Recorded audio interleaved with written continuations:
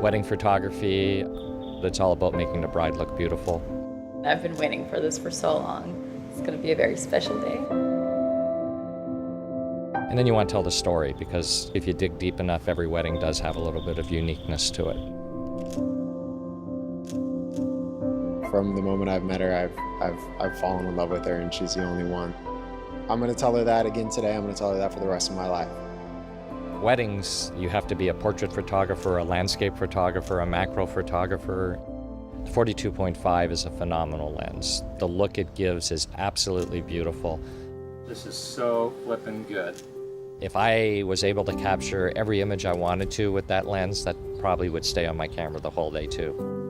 I love the 12-60 because it's a great utility lens. You can shoot wide, and even 60, if you use your feet to zoom, you can get almost every shot you need with that lens.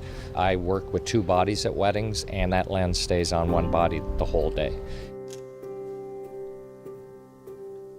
One of the tricks I have is I shoot all in manual mode.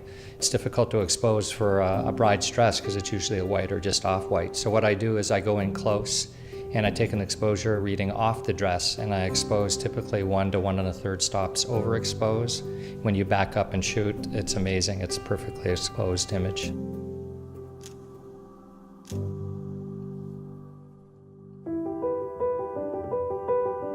Many times I'm walking around with my hand in front of me looking for light. We are in Southern California, so most weddings here do take place outdoors. And sometimes it is hard to find nice soft light in the shade.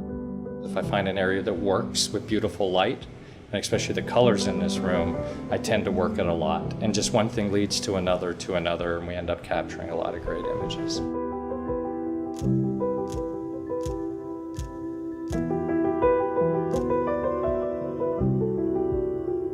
I'm really excited now that the GH5 has 2 card slots. Now I can write RAW to one and JPEG to another and have a built-in backup on the camera.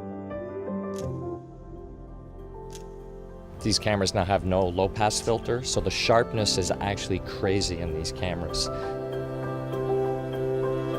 I'm going to be honest, I am not a spring chicken anymore. I'm not quite as stable. The other thing I love to do is drink maybe 5 cups of coffee before a wedding, so I'm pretty amped up, and I think the dual stabilization really helps me be able to shoot at a lower shutter speed. And the big advantage is I can keep the ISO down a stop or two, and now have less noise in my images and still capture great photos. And in the view of LA, how can you beat that? It's pretty awesome. Isn't that cool? I love that all of LA is showing too. Look at that. I think I got everything I need and then some. It's been an amazing venue with amazing light. We've had a great makeup artist. Just the whole team was phenomenal. He's such a pleasure to be around. He sees things that we'll look at the pictures and have no idea of the color scheme that he sees, and it's just amazing to watch his work.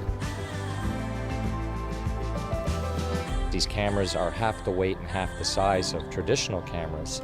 And when you're doing 35 weddings a year or back-to-back weddings and you're lugging around a lot of gear, I used to call it wedding hangover the day after a wedding.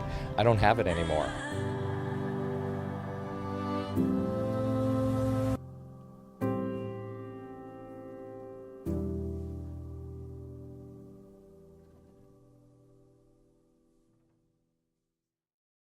Panasonic.